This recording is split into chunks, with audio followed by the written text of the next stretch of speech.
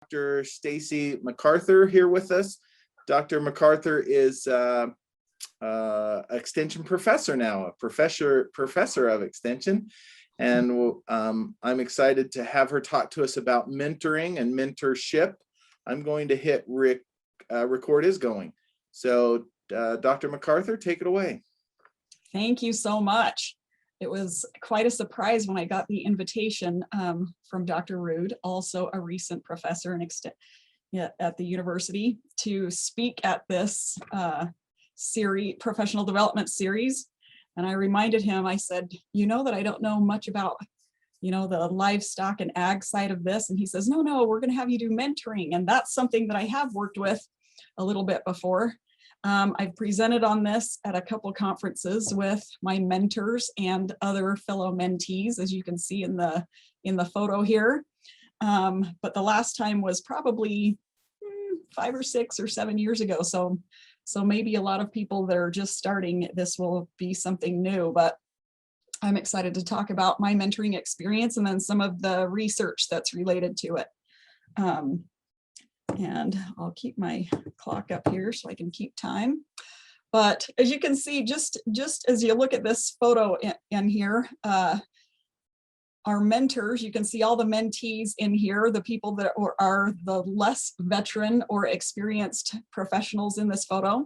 And then you can see Adrian Scott. One of the great things about working as an intern in the Cache County office was that I got lots of experience with these two veterans and then with my fellow mentees or interns or beginning professionals, as you can see in there.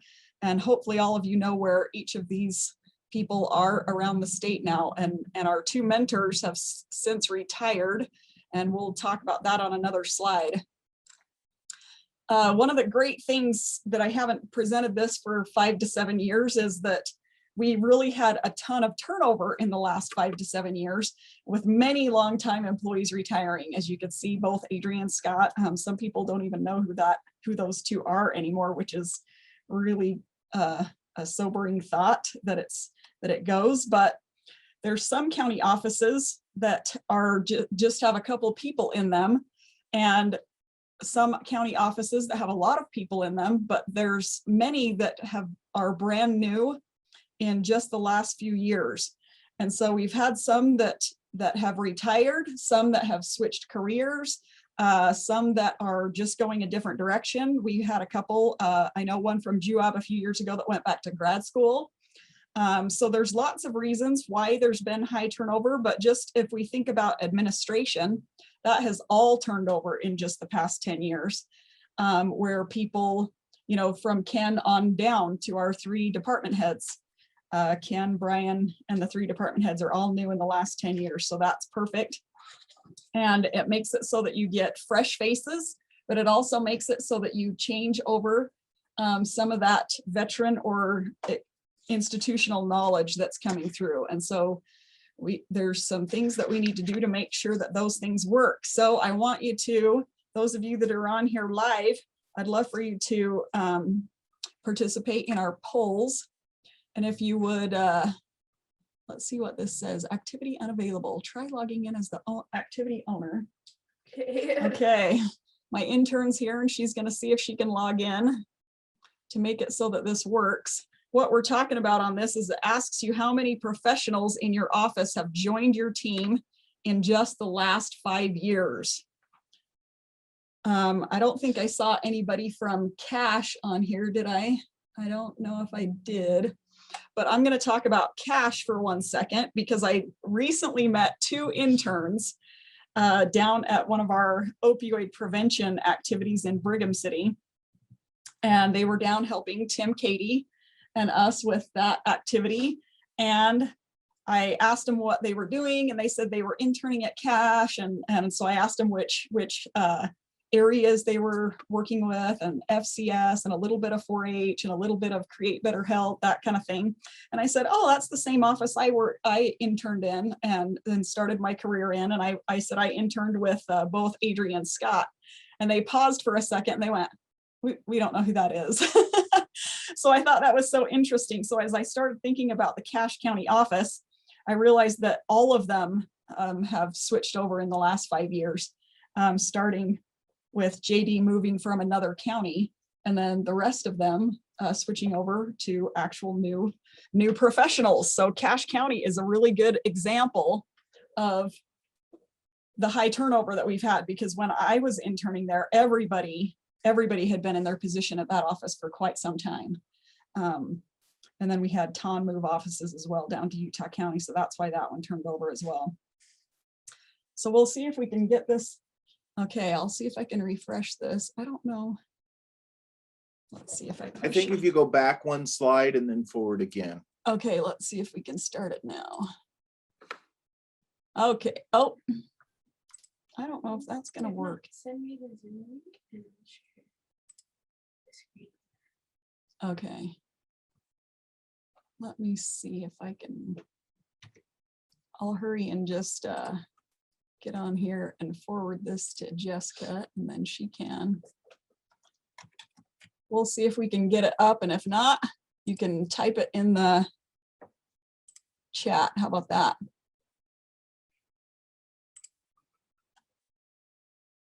So if you would type in the chat and see if, I don't know if I can actually even see the chat. So Carrie, if you can monitor that and see what they respond. If you'll put up how many new professionals have joined your office team in the last 5 years in the chat.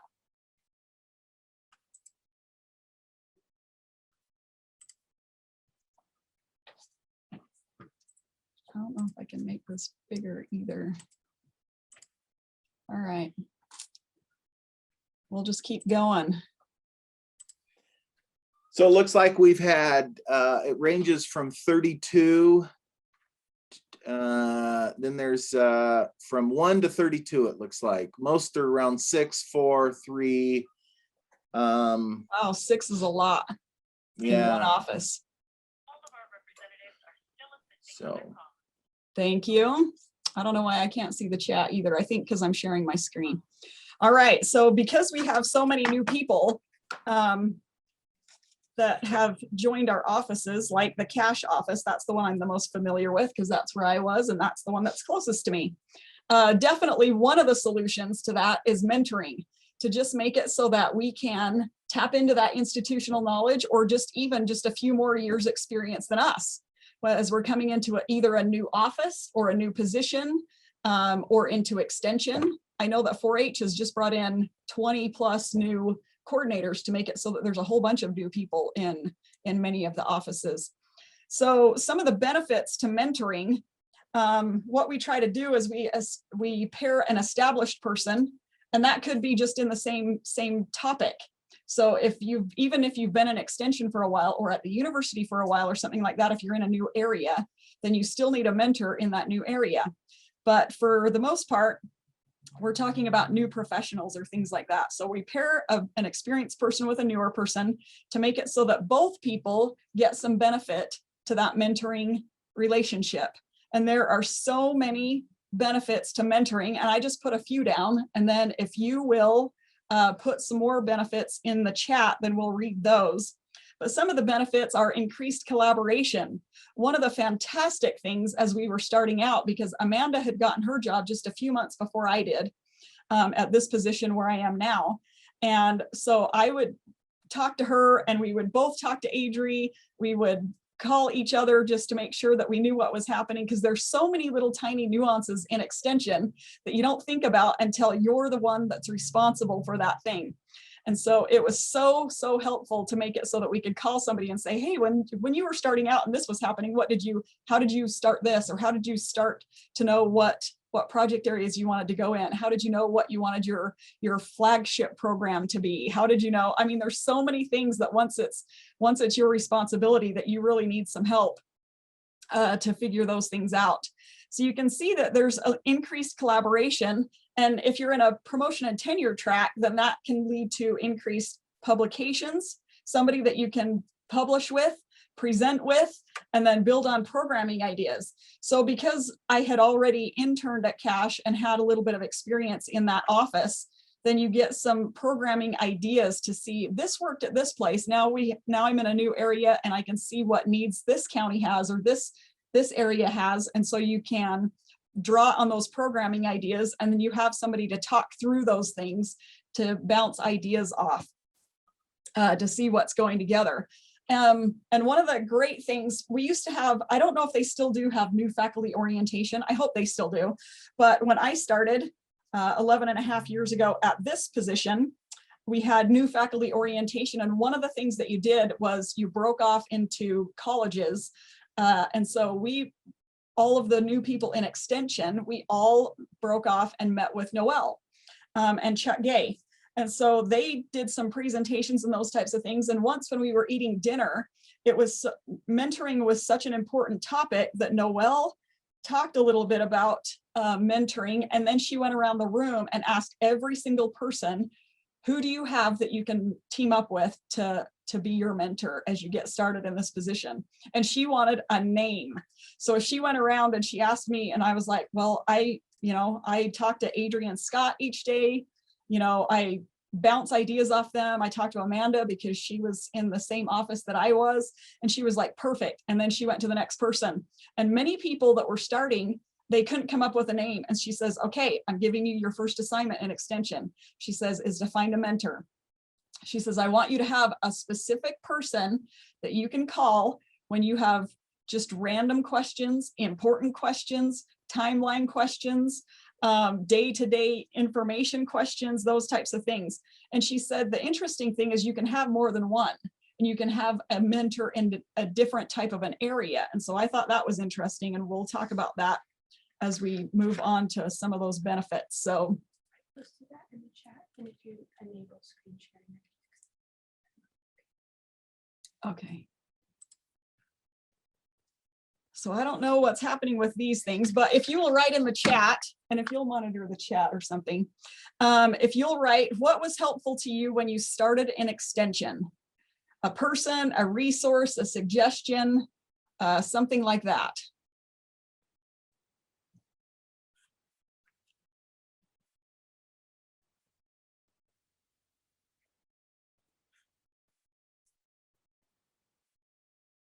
Because extension is kind of its own culture, right? There's so many things that are going on that you need a lot of help to get going. We've got some people that said a person to support them, what to track and how to track it, season specialists. Okay, wait 1 second. So they said, if you'll just read them out loud so that they can hear. Okay. Jessica's going to read those out loud so that we can hear what they are. So we've got a person, so someone to support them. I don't know how to. What to track and how to track it. More seasoned specialists and agents taking an interest in their career. Multiple people giving them support. Lendel's evaluation resources, and again, people supporting them. Okay, can you come and look at this and see if you can get my chat up over here? Yeah. All right. So it sounded like there were some resources and some people and different things that made it so that they could get started in extension, but okay,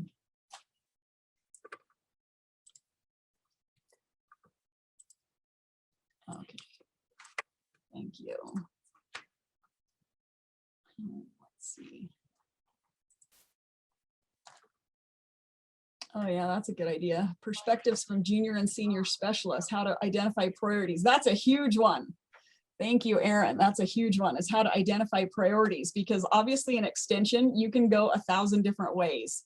And so if you have somebody that can talk you through how to identify those priorities, I've been on P&T committees where one of the things that the chair was talking to the candidate about is that they kind of had a gunshot approach, that they had so many irons in the fire that they just had a little bit invested in this and a little bit invested in this, and they needed to just to evaluate and go through what would be important to make it so that they could start to focus and to fine tune and to really be known in a specific area. So Stacey, I agree with that. One of the challenges that we've seen within our department is the pendulum with those faculty that on promotion paths, and the change in the role, or the more defining of the role of promotion and tenure committees or PACs, from advisory to more evaluatory. And I just remember when I started in 07, that committee was really sort of they gave a lot of advice. They gave a lot of advice. They were more, it seemed like they took a more vested interest in sort of providing more suggestions, et cetera. Now, or what we experience in our department here at ADVS, is that pendulum sort of swung too far towards the evaluatory. You're not doing it right, but yet we're not going to give you real concrete on or advice, on how to resolve that. So I think that's been one of the things that we've navigated. Yeah, absolutely. Especially when we're supposed to, develop a reputation in a specific field. If we just have a little bit of a dabbling in 10 different areas, or I've been on committees where a couple people have said they're responding to everybody inviting them to do things, but they weren't being intentional about which things they wanted to accept and to go out and seek. They were just responding to what everybody was inviting them to do. And so I thought that was an interesting difference between the people that could really focus and move forward on the things that they wanted to do. Yeah, absolutely. How to document your impacts. So the next one is to list one thing that you needed or was difficult to figure out on your own when you started. So Carrie put in the chat how to document impact with straight face data and conclusions. That's one of the difficult things. What other difficult things was it hard? From Craig and Dave, funding, how to find it and how to manage it. Oh yeah, that's a big one. Especially if you haven't been in a position where you've needed to get grant funding or things to support your programs before. That's a great one. What else did everybody else find difficult? One of the things that I found difficult was figuring out what you were supposed to do with your documents and what they were supposed to look like. A couple people would talk to me and they'd say, your documents are your own, but they really need to follow the following.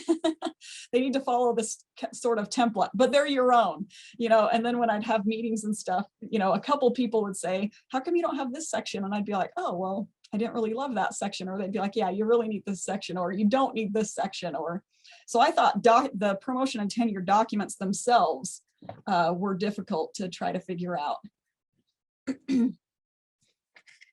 So is there anything else that people found difficult that they had to figure out on their own? Caitlin.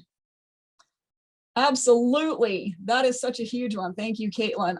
She would appreciate having more of an onboarding process. And I thought that was interesting when I started at the university, that there wasn't a more formal onboarding process, that you don't have enough people in your rural office to truly have a mentor in each area, like in the bigger offices. I just want a starting extension work for dummies.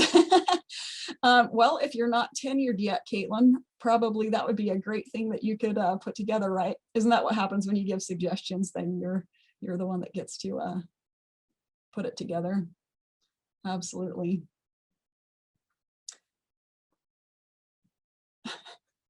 That's perfect. Yes, onboarding is a little bit like Survivor. You have an island and you have to find your own way. One of the great things that when I started, Noelle just had, you can tell why Noelle is the president of the university. She had such amazing advice when we started out.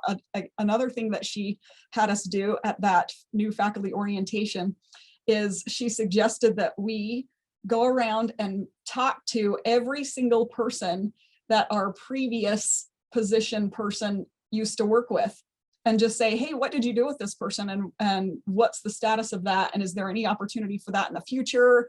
Those types of things, to make it so that you can get your team, your survivor team, a little bit sooner as you go through and you figure out what the previous person was doing. And maybe if that's something you'd like to continue, if you'd like to look into it, or if you'd like to go a different direction. But it really gave a good baseline for me to go around and talk to people what they were teaming up on, what they were not teaming up on, if they had any ideas for teaming up in the future, those types of things. So that was something that was really helpful for me as I started to make it so that I had somewhere to start investigating. All right, one of the great things about mentoring is that it's two-way. Lots of people think that mentoring, it only benefits the mentee, but it actually benefits the mentor, the mentee, and the organization. And so we're going to talk about each of those different types of things to see if we can sell you on this idea. But some of the benefits to the mentees is that they can get tried and true methods and knowledge. A go-to person for the question of the day. One of the great things is that Adri used to laugh that when Amanda or I would call her, she'd be like, oh, well, I've talked to you today. And she's like, I haven't talked to Amanda. I can't wait to see what her question of the day is going to be. Just because there are just so many random things that you're just like, oh, I've never thought of that. And I don't know how to navigate that. If you just talk it through with somebody who's been there, it just makes you feel so much more calm and connected, and gives you ideas for how you can solve any of those challenges. One of the other things is that you can be taught how to find your strengths and how to use them in your position. So as I was talking to people about what they used to do with the person in my position, Deb Jones, is that you can say, you know what, that might have been one of her strengths where she's looking at those types of things, but maybe my strengths are more geared towards this thing. And so having somebody that's worked with me before and worked with the previous person, I know that Adri was able to talk a few things and just say, you know what you would be really good at in your position is the following, and so then you just go, oh, that is a little bit of a different perspective. And the last one that I really put on there is to manage expectations, because so many people come into this job. I know that we've hired a lot of people in the last little bit. Like I said before, we hired a lot of coordinators and those types of things. And the people that their coordinator is not here after the first year, they said a lot of it was those expectations. They just had no idea what they were getting into, right? Because like I said, extension is definitely its own culture. And if you don't love it, it's a lot to be dealing with and handling, with lots of night and weekend work and a lot of extra overtime and a lot of grant and a lot of stress and those types of things. It looks like they would add that the mentee can provide validation. Absolutely. Absolutely. One of the great things is I called my friend Doug Swanson, that he used to be over all the volunteer specialists at NIFA, and he's moved on to a different, after NIFA switched locations, he didn't move with them, so he's in a different position.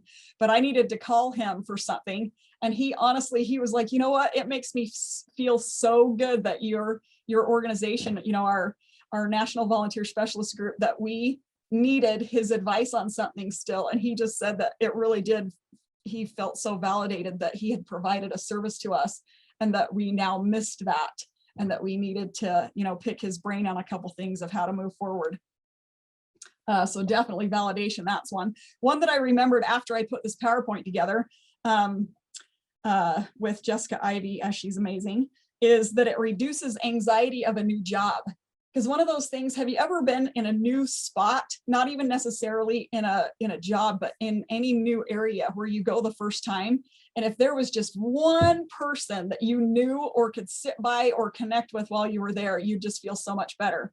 But if there's not anyone, then you just go in and you're just like, I'm not sure what's happening here, and it's like my brain wants to make it so that I'm like, oh, I kind of want to just go. I've got a feel for this. I'm going to ease into it. And I just want to, I kind of want to get out of there.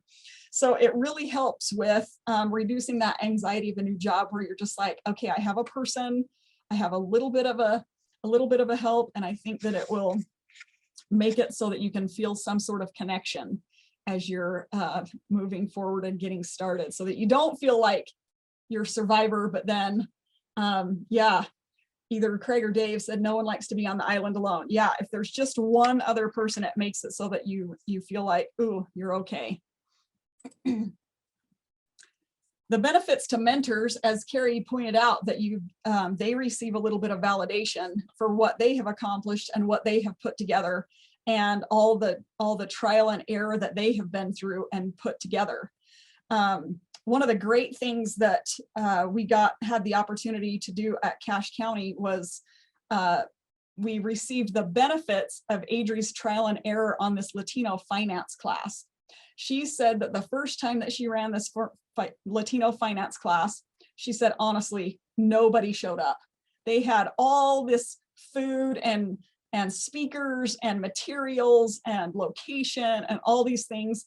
And honestly, she said, not a soul showed up for this. And she was like, I advertised a lot. She followed all the patterns that she normally does for new programming, and it just did not work at all.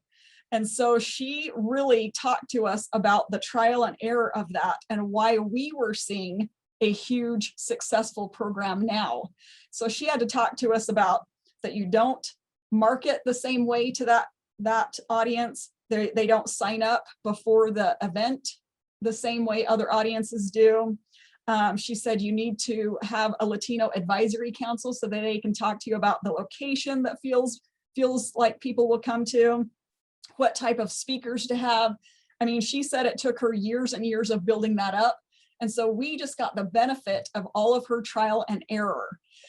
So as that came, it was very helpful for us to be able to start from there, that we didn't have to go through all those things. We got to go through our own trial and error on other things, but in a couple programming things, especially with a Latino audience, she really helped us save us a lot of time.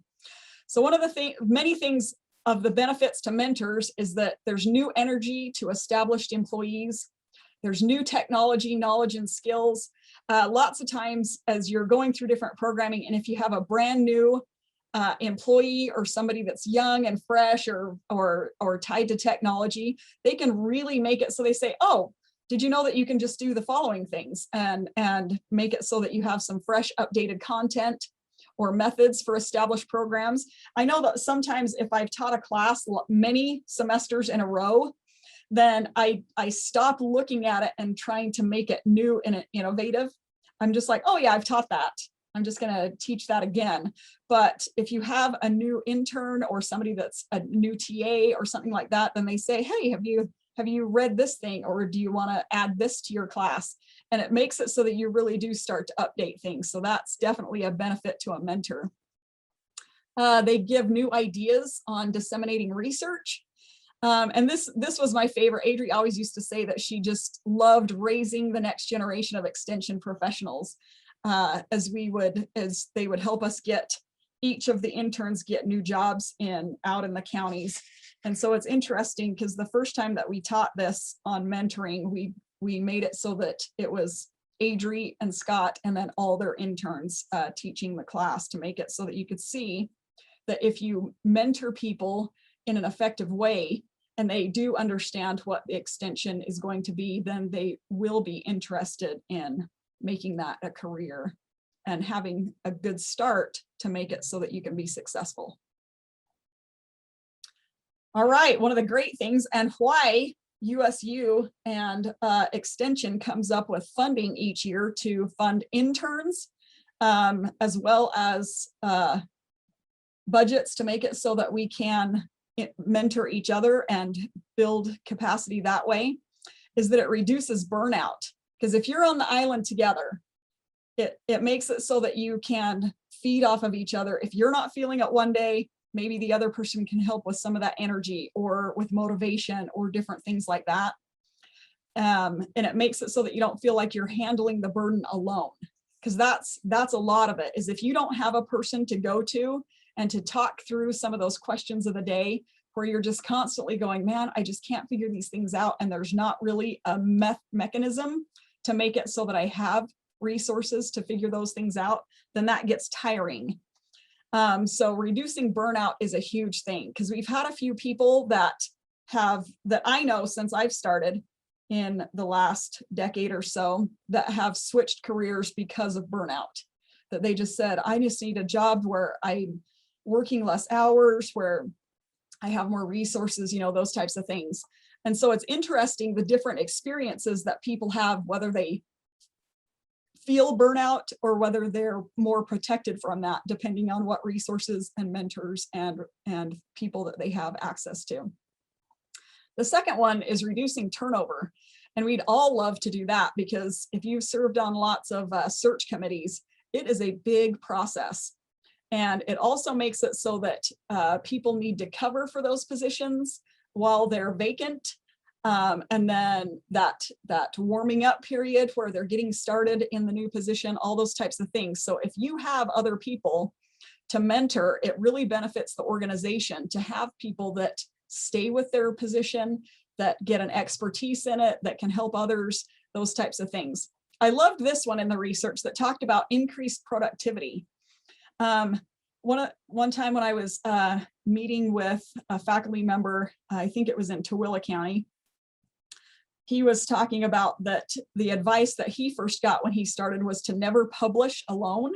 And I thought that was great advice that someone had given him.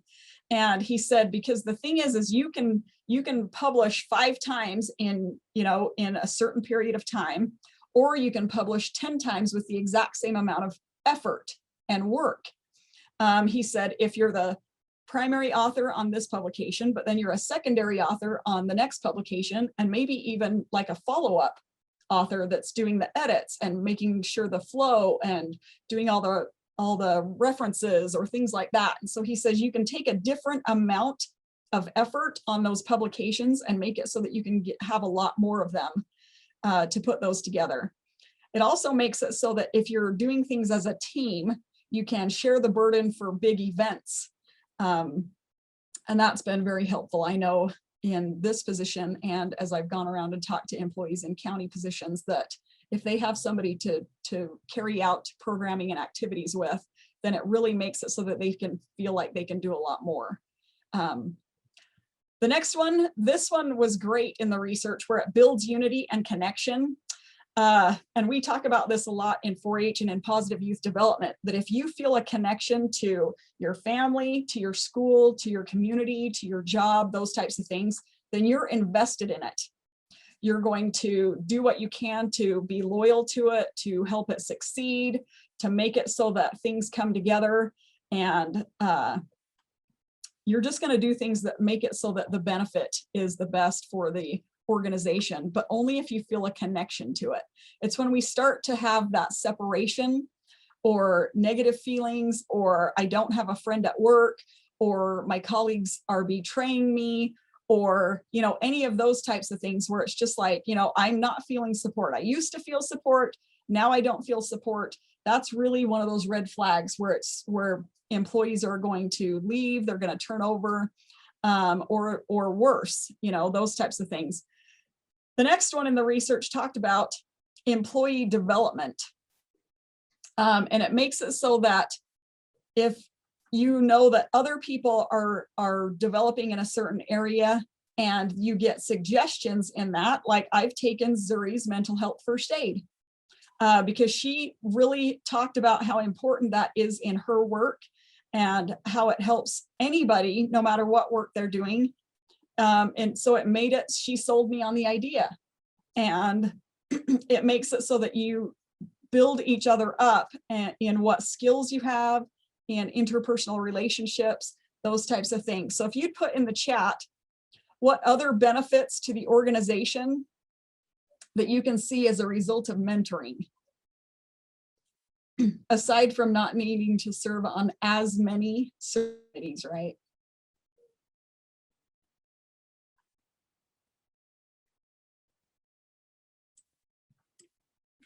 If you have any other ideas for how it will benefit the organization. Maybe the research covered them all. Is that what you're saying? I'm wondering if, I don't know if there's any data, but I think we're talking about an inclusive environment, a work environment. I'm wondering if mentoring can help with inclusion. You feel included, right? I mean, you feel like, absolutely. I don't know the data, but I'm wondering if that could be one. Absolutely, definitely. It's the belonging aspect of being connected to your job, that you really feel like you're included because there's one person you can look for and sit by, or those kinds of things.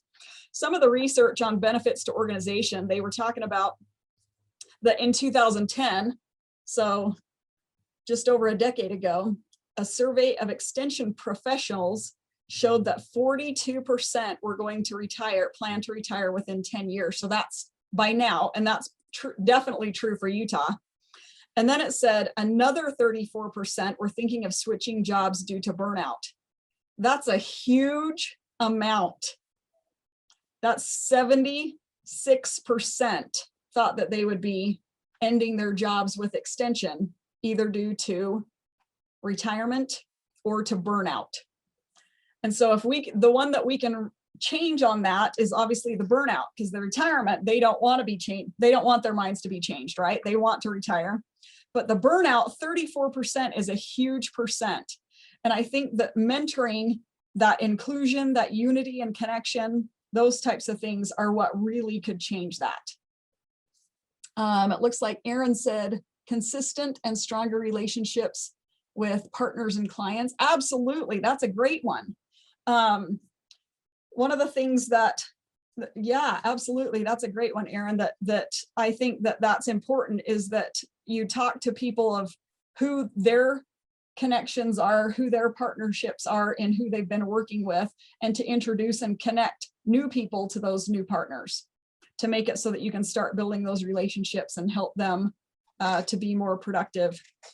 Exactly. Does anybody have any other ideas for how it helps with burnout? Because we can't change the retirement one, but burnout was such a huge one. And I know everybody occasionally gets burnout. I think COVID really helped a lot. I used to feel a lot more burnout. And I think now that we've had COVID, I started to go, oh, I can do a lot more of my job from home, or I can do a lot more of my job over Zoom, or instead of, I think we've made it so that we have figured out a more efficient way to do our jobs. And I think that's a great thing that I hope we continue with. Okay, so we're going to talk a little bit about these 4 types of mentoring as it relates to extension and in our professions. New faculty, interns, since that's where I started, formal and informal, and group mentoring. And I love the photos that Jessica chose on here. All right, so to new faculty, this is the one that we think about maybe the most, just because we've talked about onboarding and as we get started, and new faculty orientation and what resources and those types of things. And that's where we start with. But one of the great things that you can receive from a mentor is to teach the job structure. I know that as I started out and I went around meeting with each of the counties on volunteer development, is part of the job structure that I was helping to sell is that you can either work all of your nights and weekends, or you can spend the same amount of time or effort to work with volunteers, and they can be working on some of those nights and weekends to free up a little bit more of your time, to make it so that you're being the provider or providing structure or resources or funding or those types of things. And then you can turn it over to volunteers to make it so that that's more efficient in reaching more people and being more efficient with your time. The next type of mentoring that can happen for new faculty is program planning. One of the most fantastic things that we got to do with Cache County in mentoring was to make it so that we could go all the way through a full program. And I think I talked about that on the intern slide, but it makes it so that once you get to program planning as a new faculty, you can draw on that experience and then start looking to see what job shadowing and opportunities there are like that, to go over and visit neighboring counties, to visit other people that have similar types of jobs as you. Or if there's some type of a program where I love at different in-service or annual conference or things like that, when we have best practices. And so you get a little bit of taste of what up and coming things are happening in other people's jobs, so that you can say, that might be something that I want to go look at and see if that might work in my area. Or you can just get ideas to use for other things and apply the principles to your programs or things like that. This next one I talked about a little bit as one of the things that was difficult for me when I started was a P&T timeline and strategies. And one of the ways that Noelle, when she was the vice president of extension, that she helped with that. She gave me an assignment to create, it was like the roadmap of 4-H faculty, something like that. Because people had talked to her as she went around the state meeting with people that were in the tenure track, that they said, there's not really guidelines to tell me what I'm supposed to be doing to be successful at tenure. And she went, oh, okay, that's a need. And so she had me research that and put together a few things to maybe help new faculty with that promotion and tenure timeline and strategy, since that's something that I was trying to figure out as well. But it was very helpful to have Noelle as a mentor in that, as she was obviously clearly amazing at it. So I know that as I go around and meet with people for different things, that if they're starting out with promotion and tenure, I just ask them how they're doing with it and if they feel confident in it, if they have a mentor, if there's somebody that's just a few years ahead of them in the process that they're talking it through. One of the great things that I like to talk to them about is to say, if there's someone that just successfully went through the promotion and tenure practice, I would love for you to ask them if you can have their documents. And most people just say, yeah, absolutely. You can look at them so that you can get ideas, because I'm a very visual learner. And so if someone's telling me about different ideas to do for something, I'm just like, okay. But then if they actually send me their documents and I'm looking at something, then I just went, oh, now I know what you mean by this or this or this. And then I can adapt and make it so that it works for whatever is going on my documents. But it was very helpful to talk through a couple people that had just successfully completed promotion and tenure. And so I know in these positions, that's a big deal. And right before we were starting, I was talking to Carrie that it's a little bit different. Those of you that are housed in departments, academic departments on campus, that you have a few different types of things where you're mentoring master's students or PhD students or teaching classes or things like that. And so you might need mentors in different areas, as well as the promotion and tenure and teaching and those types of things. The next one is to build relationship bridges. I know that as I started out in this position, as I went around and as I met people and as I met with new offices and all the people that worked in those offices, it's interesting when you start to need to publish something or to present the first time, or you're putting together some type of project, it makes it so that you learn pretty quickly who is going to be there for you and who's going to kind of drop the ball. So it makes it so that after you start working with people and you start building those bridges, you need to be faithful to those things where you're like, I'm going to do my part. You know, I'm going to uphold my timelines and our publishing timelines, and I'm going to come through with information or things like that, because there's definitely people that I've worked with before that I now don't work with much less. Just because that hasn't worked out sometimes or on different projects. And so it's really important, if you're a new faculty member or if you're the mentor of a new faculty member, to make it so that you are keeping those commitments and making it so that you're being a help rather than a hindrance. Because I don't know what the opposite of mentoring would be. Maybe you could be the roadblock, but you never want to be the roadblock. So as you're putting these things together, it is so helpful to make it so that you are building that inclusion, that connection, to make it so that you are very successful in those things that are happening. One of the great things that I love to do with people around the state is when we're coming to meet, if we're doing writing, we don't like meet at the office and have a serious writing something. We call them writing retreats. We plan lunch meetings around them. We sometimes go to a fun location. We can say, let's all meet in Park City or something at a fun hotel. And we make it so that we do a writing retreat for 2 to 3 days. So by the time that we're done, that publication is ready to be submitted, where we really work hard, but then we have fun meals and fun evening activities and things like that to make it so that you really are building those relationship bridges. So if you would put in the chat what else you would like to learn from a mentor, besides those things that we've already talked about. If there's anything that maybe we've left out? You can throw that in the chat. And otherwise, we're going to move on to interns. One of the great things that I learned from being an intern is that when people treat you as a colleague, you have so much more respect for them rather than like an indentured servant, where they're just having you do the things that you don't want to do, they don't want to do. So you give them real roles, real responsibilities, let them have a say in what they're going to do, let them carry out a full program. And that means straight from knowing what the need is all the way through evaluation. Let them be in a safe environment where they get to try and fail in new things. Let them know the full range of extension careers. That was one of the great things being in a big office where I interned. It made it so that I could work a little bit with 4-H, a little bit with FCS, a little bit with, at the time, Food Sense, those types of things to make it so that you can fine tune and see which direction that you want to go. And it's a safe place where you can try out things. So if they don't work, there's not much of a consequence, right? You're just like, oh, that didn't work. How can we talk through that and make it better next time? Group mentoring. This is one of my favorites. One of the suggestions is to eat meals when you're at conferences with seasoned and new professionals. So there's a mix, and get a different mix. Go to lunch with the FCS ladies lunch, or with the ag group, or with the 4-H people, or something like that.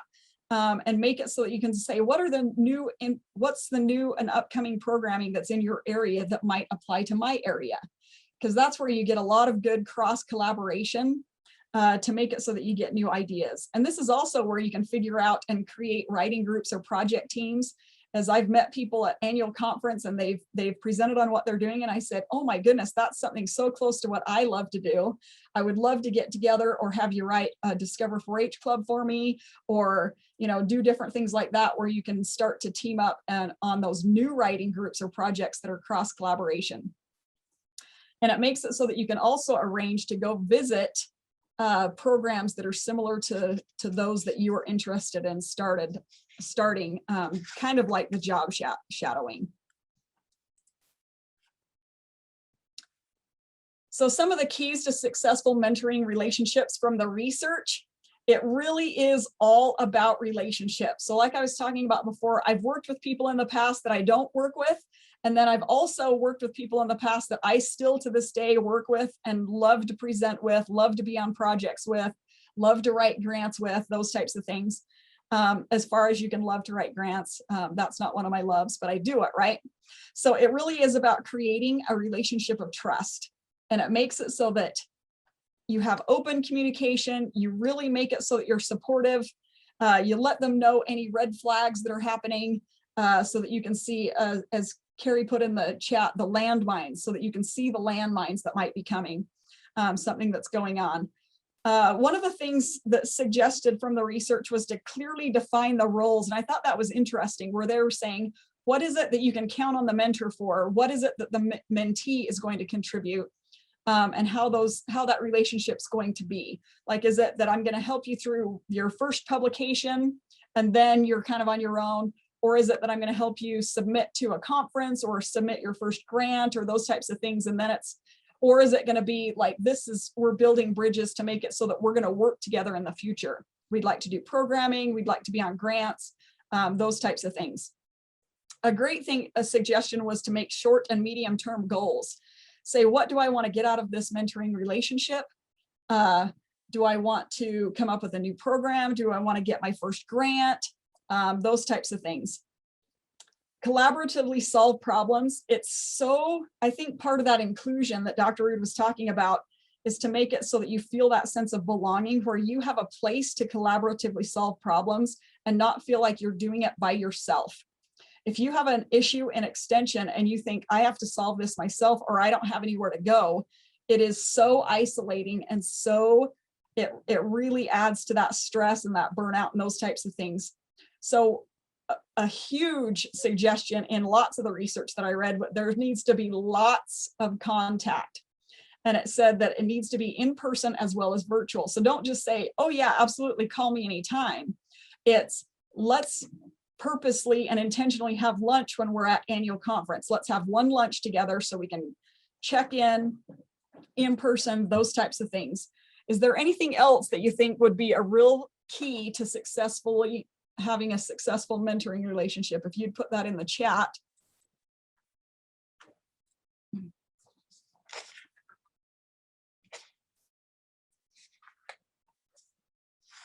And then if you will, the last thing that we're going to end with is to put on in the chat how you are going to engage in mentoring. So if you have been around a little bit, then you can put in there how you're going to help mentor somebody else. And if you are new, on the newer end of the spectrum, tell us a suggestion in the chat of how you're going to find a mentoring and if you need a different one. So do prescribed mentoring programs work? I'm assuming you mean in extension. Yes, they do. I know Kentucky has a very formal prescribed mentoring program where the new faculty are actually assigned a mentor as they start their extension career. And they said there's pros and cons to having those prescribed formal mentoring, is that sometimes it makes it so that the personalities are fantastic, or it's like somebody that they wouldn't have thought to work with in the past. But since they were teamed up, it makes it so that it's kind of a forced relationship, and it turns out amazing, where they give each other great ideas, new insights, lots of support, that type of thing. And it also makes it so that they're accountable, because that's one of the things that in a formal mentoring situation, that's one of the things that the mentors are evaluated on, is they get feedback from their mentees to say, have I been a support? Have I helped answer questions? Have I made it so that you feel a connection or belonging, or those types of things? So that really does work well. A few of the cons were sometimes their mentor was just unavailable. And so the person, they thought they were going to have a mentor, but then the person just never quite showed up, or they were spread too thin, or the mentor was burned out, those types of things. So it made it so then they felt even more isolated, because they kind of had that expectation that they were going to have somebody that was going to be able to help. And it made it so that then they were like extremely disappointed. So yes, absolutely. There's definitely pros and cons.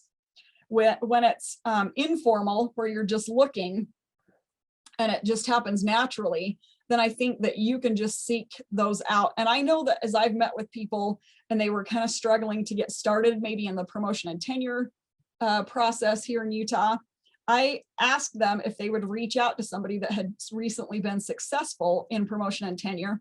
And one of the interesting things is one person reported back, she was like, oh yeah, I called and they didn't know.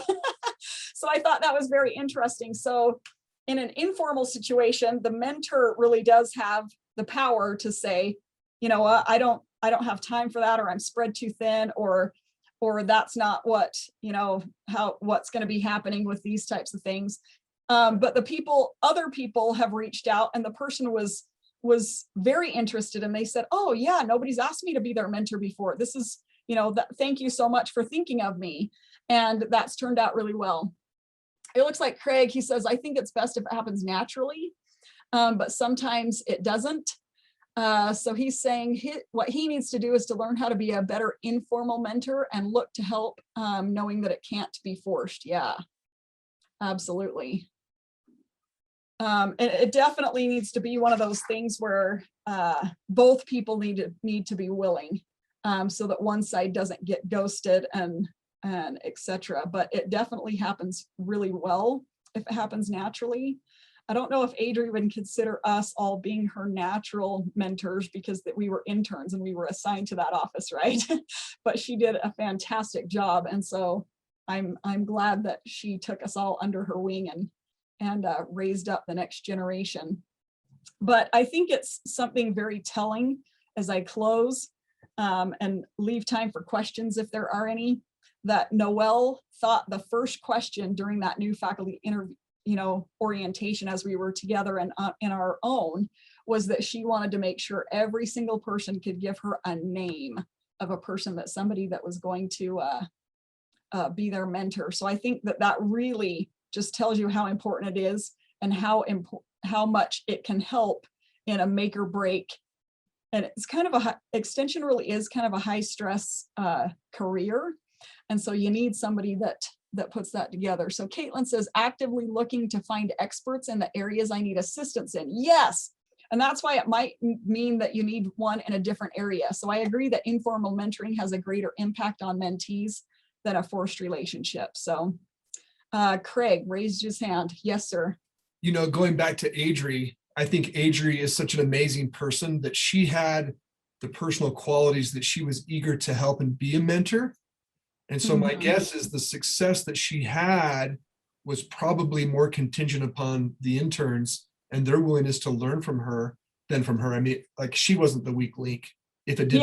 Yeah, that's true. Yeah. So I think that, you know, as older people, you know, having the willingness to have that perspective that I really want to help someone along with their career is super key. And then as a young professional, being willingness to recognize that there's lots to learn from the older folks. Yeah, absolutely. That kind of taps into humility on both sides. Absolutely. That you're both open and willing to look at those things. So thank you so much for this opportunity to talk on mentoring. And if you have any last questions, I think we have 2 minutes.